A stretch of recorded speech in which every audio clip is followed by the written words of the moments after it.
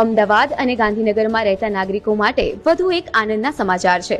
Gujarat metro rail corporation દ્વારા metro rail નેટવર્કના બીજા તબક્કાનો પ્રારંભ થવા જઈ રહ્યો છે। વડાપ્રધાન શ્રી નરેન્દ્રભાઈ મોદીના વરદ હસ્તે 16 સપ્ટેમ્બરે મેટ્રો ફેઝ 2 નો શુભારંભ થશે, જે નરેન્દ્ર મોદી સ્ટેડિયમથી ગાંધીનગર સેક્ટર 1 સુધી કનેક્ટ થશે।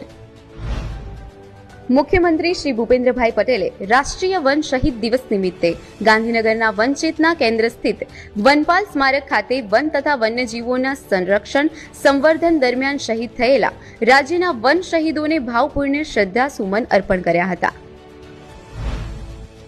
રાજ્યની મહાનગરપાલિકા વિસ્તારોના કુલ 43 ધારાસભ્યશ્રીઓને તેમના મત વિસ્તારના રોડ રસ્તાના વિવિધ કામો માટે પ્રત્યેક ધારાસભ્યને ₹2 કરોડની વધારાની ગ્રાન્ટ ફાળવીને મંજૂરી આપવામાં આવી છે।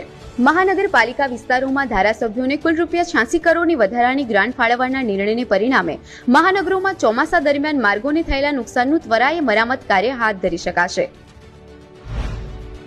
મુખ્યમંત્રી શ્રી ભૂપેન્દ્રભાઈ પટેલના હસ્તે ઊંઝા ખાતે શ્રી ઉમિયા મંદિરમાં ધજા મહોત્સવનો શુભારંભ કરવામાં આવ્યો। મુખ્યમંત્રી શ્રીએ ઉમિયા માતાજીના આનંદના ગરબાનું ડિજિટલ વિમોચન કરી શોભાયાત્રાને લીલી ઝંડી આપી પ્રસ્થાન કરાવ્યું હતું। આ અવસરે ઊંઝા ઉમિયા માતાજીના મંદિર પરિસરમાં કાપડની થેલીના વેન્ડિંગ મશીનનો પણ શુભારંભ કરાયો।